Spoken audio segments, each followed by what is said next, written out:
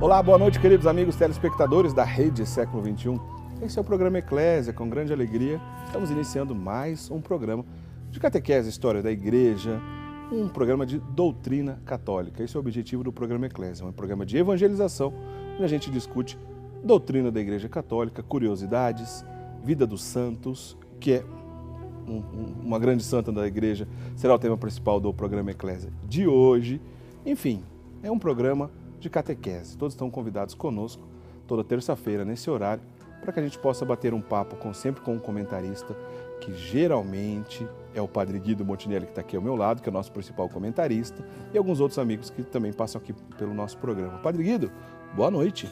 Boa noite, Eric. Boa noite, prezados amigos, telespectadores. Meu grande abraço fraterno para cada um de vocês.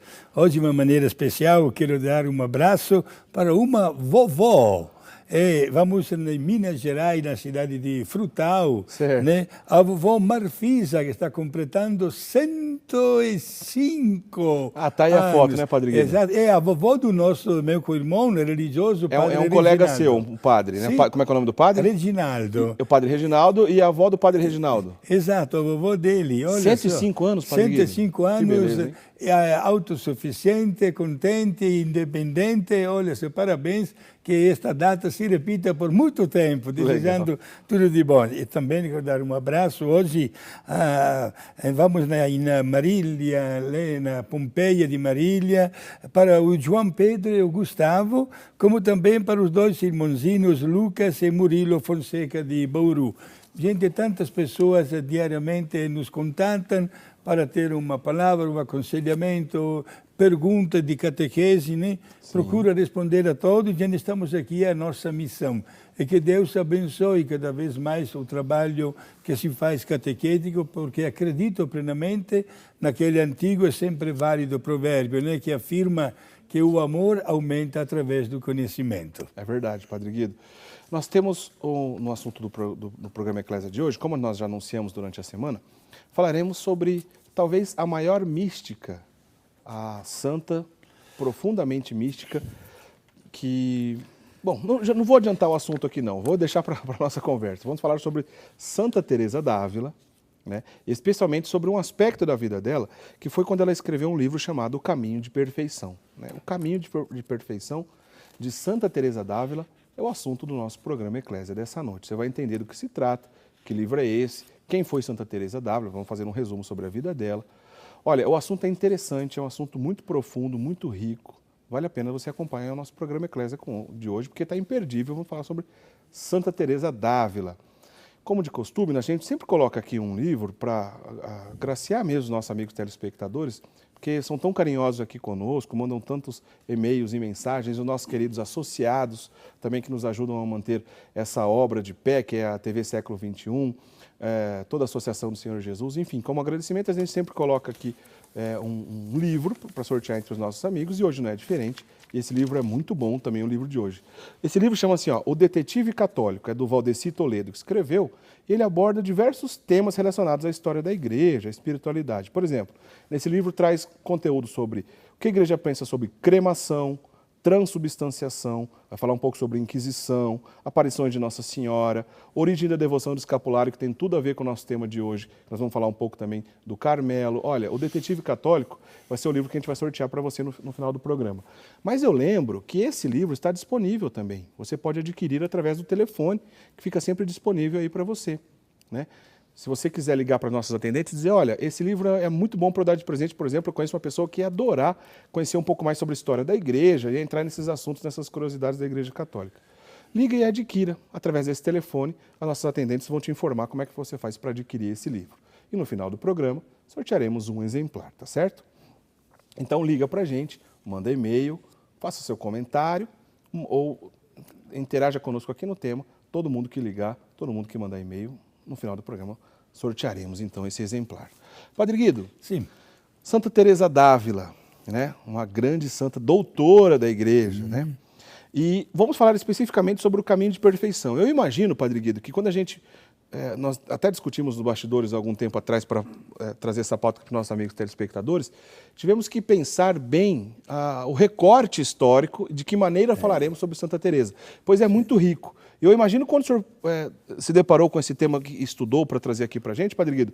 O senhor também pensou isso? A gente tem que definir um foco, porque tem muita coisa para falar sobre ela, né? Exato, e o primeiro passo é de colocar o santo ou a santa no ambiente histórico no qual viveu. Vamos começar por isso, então? Exato. Conta para a gente esse ambiente histórico que ela viveu. Estamos no século XVI, um século marcado na Europa pelas grandes descobertas. Certo. Aliás, o século XVI foi chamado de Renascimento. Certo. Como um despertar da inteligência, foram inventadas tantas coisas, a bússola, a pólvora, que modificou a maneira de fazer as guerras, grandes viagens de descoberta, novos mundos que foram descobertos. A prensa de Gutenberg também é do século XVI? Exato, a imprensa, os caracteres também, Certo. o papel que foi inventado, né, que para as comunicações, etc. E, meus amigos, também do ponto de vista religioso, neste século, nós notamos, digamos assim, quase que de repente, um despertar querendo conhecer um pouco mais a palavra de Deus. E olha, não queremos adiantar o tema da semana que vem, mas se apresentaram novas religiões com interpretações pessoais e não autenticadas pelo magistério da Igreja. Nasceram, por exemplo, o luteranismo, anglicanismo, calvinismo e outras religiões protestantes. O período da Reforma Protestante. O período da Reforma Protestante e, como resposta da parte da Igreja, também um evento que durou 18 anos, o famoso Concílio de Trento, dando, digamos assim, criando uma contra-reforma diante destas novas teorias que estavam nascendo. Concílio de Trento, 1545, que iniciou, né, Padre Guido? Sim. 1545 até? 1563. Foram 18 anos de trabalho, certo, com centenas de bispos. O Papa, aliás, tivemos 4 papas naqueles 18 anos, né? E, digamos a verdade, valeu a pena esse trabalho tão comprido assim, intenso, porque a partir do Concílio de Trento entramos num período de primavera, de santidade na Igreja. É aí que nós encontramos também, né, o movimento, né, com a espiritualidade de Santa Teresa, de Santo Inácio, nasceram os padres capuchinos, as Irmãs da Caridade. E olha, até hoje a Igreja continua apresentando um modelo de santidade não exclusiva para pessoas, digamos, ligadas estritamente à vida religiosa ou sacerdotal, mas também aos leigos. Bom, então o século XVI é um século conturbado, né? Estamos falando da Reforma Protestante e da Contra-Reforma, né? Concílio de Trento, muita coisa acontecendo, muitas heresias levantando. Aliás, o Padre Guido comentou rapidamente ali, não quero adiantar o tema da semana que vem, pois na semana que vem falaremos sobre as grandes heresias da história da Igreja. Por isso que ele lembrou ali no meio que entraremos nesses detalhes das heresias que aconteceram na história da Igreja Católica. Então, o Padre Guido, lembrando desse período, né, na qual se encontra, por exemplo, Santa Teresa nasceu em 1515. Santa Teresa d'Ávila nasceu em março de 1515, na cidade de Ávila. Né? Ávila pertence à atual Espanha, né, Padre Guido? Sim, exato, no reino de Castela, na Espanha. Só completando o que o senhor estava dizendo agora há pouco, foi um período conturbado, mas além de Santa Teresa d'Ávila e outros que o senhor já citou, só para a gente lembrar nosso telespectador, olha quanta gente boa do século XVI, do ponto de vista grandes santos. Santa Teresa d'Ávila, São João da Cruz, Santo Inácio de Loyola, que o senhor já falou, São Francisco Xavier. Quem outros que a gente lembra aí? São Luís Gonzaga. São Luís Gonzaga. São Felipe Neri, em Roma. Sim. O grande santo da história da Igreja. Francisco Xavier também, né? Francisco Xavier, o cofundador da Ordem dos Jesuítas. Exato. Enfim, ao mesmo tempo que muita coisa ruim, de heresia, distorções, estavam acontecendo na história da Igreja, a graça e a providência de Deus suscitaram também grandes homens e mulheres que ajudaram a santidade e a Igreja, claro, desse essa resposta de maneira linda e, posso dizer, sobrenatural, né, Padre Guido? Pois os santos não se fazem também de maneira somente aqui da terra, né? Não, mas olha, nós sabemos que uma das características da Igreja é a santidade, mesmo formada por pessoas fracas, limitadas e pecadoras. O título de santa nunca será tirado, porque o seu fundador é santo. Muito bem. Aí, nossa personagem mesmo aqui, Santa Teresa d'Ávila, já pensando então, começar a falar um pouco sobre a história dela. Santa Teresa d'Ávila, essa santa doutora da Igreja, que morreu com 67 anos, nasceu em 1515, e morreu em 1582, sim, 67 anos. Padre Guido, logo de cara, ela viveu uma infância e juventude já de maneira santa ou não? Não. Aliás, pelo contrário, olha, eu quando estava lendo e conhecendo um pouquinho mais a vida de Santa Teresa de Ávila, na minha cabeça passava Santa Faustina Kowalska, olha só. O senhor se lembrou de Santa Faustina? Sim, porque ela também, na sua juventude, gostava de uma vida assim, sem pensar demais as coisas, né? Certo. E também na Santa Teresa de Ávila, a sua infância foi normal e gostava, era ter uma família de origem judia. De origem judia, né, Padre? E depois se converteram para o catolicismo. Parece que dessa conversão até demorou para se tornar pública, porque Sim. tinha uma certa vergonha, vamos dizer assim, do contexto que viviam, de revelar a fé cristã. Isso é verdade, Sim, Padre é Guido? verdade, é verdade. Mas ela nasceu católica, naturalmente, né? E só que na sua juventude foi aí que ela começou a questionar um pouquinho a sua vida. Gostava muito da leitura, da meditação. Já eram os primeiros livros que eram publicados, não esqueçamos, né? Estamos neste século. Né? E exatamente através da leitura que ela começou a pensar em dar um sentido diferente e muito mais profundo à sua vida. Certo. Naturalmente, a proposta que ela fez para o pai deixou o pai sem jeito. Por quê? Que proposta que ela fez, Padre Guido? De afastar-se do ambiente familiar para viver uma vida de consagração para Deus. O pai não estava plenamente de acordo, mas não sabia dizer de não para sua filha. Certo. E a um certo ponto ele começou a dizer, olha, se é o teu caminho, vai, mas olha que nós gostaríamos que você ficasse aqui. E, olha, este pai acompanhou, mesmo de longe, a sua filha, e na primeira experiência que ela fez num convento, ficou doente. Ele não pensou duas vezes, foi ter no convento e retirou a filha para sua casa. Mas vamos só dividir aí, que teve dois episódios aí para a gente deixar bem claro para os nossos amigos telespectadores. Na verdade, primeiro ela passou pelo convento agostiniano, antes ainda sim. do Carmelo, né? Ela ficou doente lá, né, Padre Guido? Acho que o pai dela retirou porque também ficou com medo que ela morresse lá, sim, né? Exato, tinha este perigo, inclusive, né? E o pai cuidou dela para que pudesse recuperar a saúde e conseguiu recuperar a filha. Só que, mesmo diante da apresentação de amigos, de amigas de casa, de jovens, era até costume naquela época que o pai apresentasse o jovem para a filha, para os dois combinarem o namoro e o casamento, né?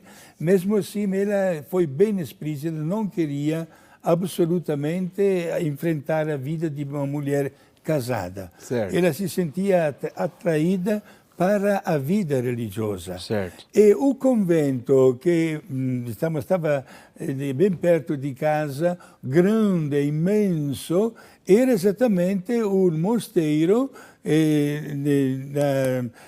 das religiosas do Carmelo. Certo. Agora, temos que olhar a história, respeitar tudo que a história nos apresenta. Padre Guido, só um parênteses aqui, porque a história Sim. dela é cheia de pormenores, a história de Santa Teresa d'Ávila é sensacional.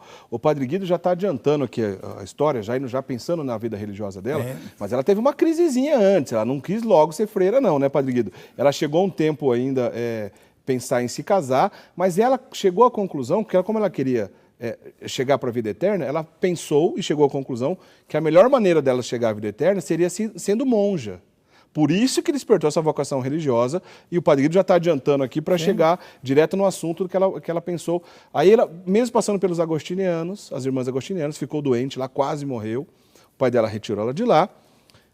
Chegou a essa maturidade, pensou na vocação religiosa e decidiu ser monja. Aí sim que chegou o Carmelo, Padre Guido. Sim. Aí finalmente entrou o Carmelo na vida dela. Ela entrou no Carmelo, no convento carmelita da Encarnação, lá em Ávila Na cidade mesmo, de Ávila, tá. Na cidade de Ávila.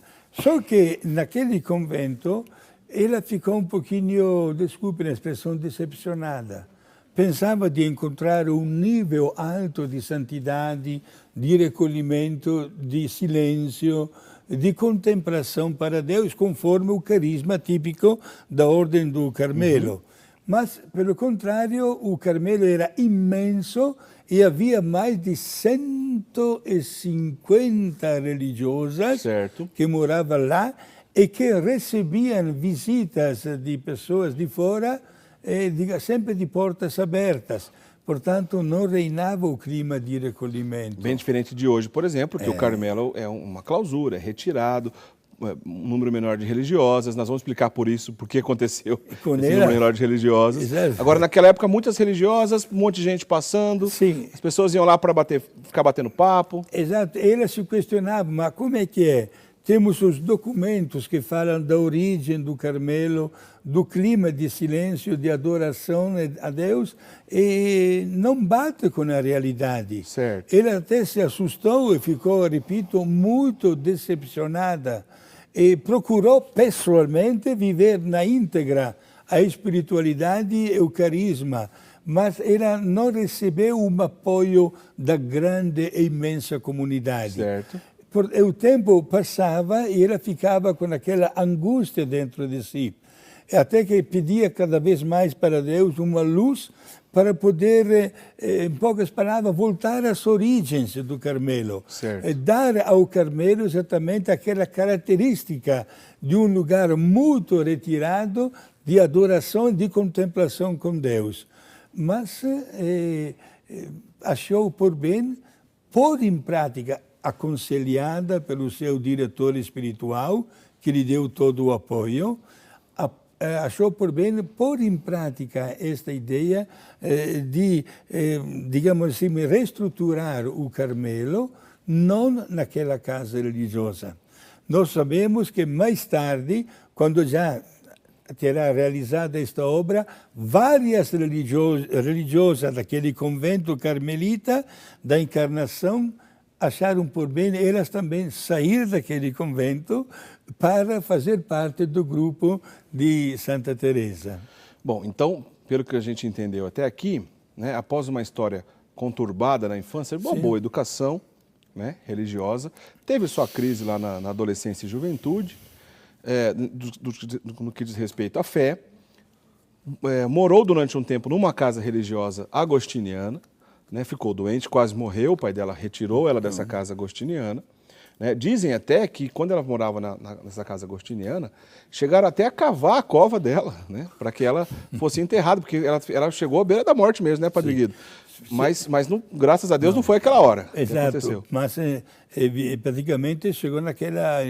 Já foi mesmo, está comprovado este pormenor, certo, que as monjas já escavaram a cova para ela, né? Aí o pai dela retirou de lá, daí ela viveu outras experiências, até que ela chegou nessa conclusão de que gostaria de ser monja, pois ela pensava na vida eterna e pensou que o jeito de ser monja seria a maneira mais acertada. Foi parar nessa casa onde o Padre Guido estava explicando, que era uma casa muito grande, uma cultura muito diferente da nossa, diferente do que ela esperava do próprio Carmelo, muita gente, 150 freiras mais ou menos, né, Padre Guido? Sim, mas não vivia aquela espiritualidade profunda do Carmelo. Certo. É aí que ela teve uma grande decepção. Contando um pormenor que você falou muito bem esclarecido, muitas monjas agostinianas já tinham morrido devido àquela doença que ela também ficou contagiada, né? Entendi. E foi aí que o pai achou por bem retirar a filha, né?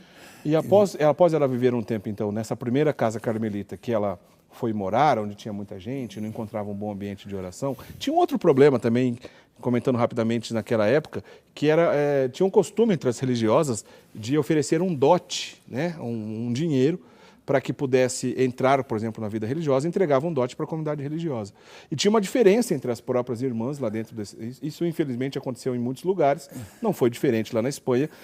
As irmãs que tinham um dote, que eram de origem nobre, viviam de uma vida mais confortável dentro da casa religiosa, e aquelas que eram pobres acabavam mendigando. Sim. Ela encontrou esse problema lá, Exato. né, Padre Guido? E ainda bem que este problema foi solucionado não somente para aquelas monjas, mas dentro da história inteira. Né? Aliás, poucas semanas atrás, quando nós acompanhamos virtualmente o Papa na Polônia, o caso de Santa Faustina Kowalska também foi este aqui. Ela era de uma família pobre que não tinha condições de pagar o dote para as religiosas. Certo. E se prontificou para ficar um ano inteiro na lavanderia para poder pagar o dote, digamos. Mas é uma coisa, na história, né? Certo. Hoje não existe mais este problema.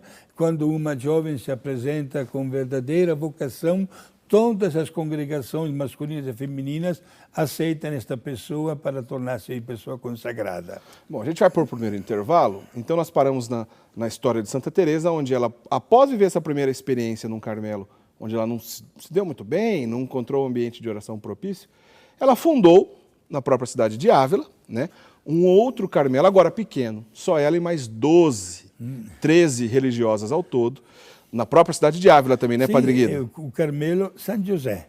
O famoso Carmelo São José, que Santa Teresa fundou. Nós paramos até aqui. A partir do segundo bloco, vamos entender aonde que entra o caminho de perfeição. Né? O que é esse caminho de perfeição? Esse documento, que hoje é um livro, acessível para todo mundo. Onde que ele entra nessa história, nessa nova casa que ela fundou? Para quem que ela escreveu, qual foi o objetivo e qual é o conteúdo desse caminho de perfeição de Santa Teresa d'Ávila. Você vai saber isso após o nosso intervalo. Você aproveita, liga rapidinho para a gente. Lembrando, a gente tem um livro bem legal para sortear para todo mundo, um exemplar pelo menos, o Detetive Católico, que é um livro que trata de vários temas da história da igreja, temas como cremação, inquisição, aparição de Nossa Senhora, devoções, enfim. Vale a pena você adquirir esse livro. Quem quiser, nesse telefone você pode adquirir esse livro. Adquirir os nossos produtos é uma maneira também de ajudar a nossa obra de evangelização. Isso é uma maneira clara e concreta de nos ajudar aqui com o nosso trabalho.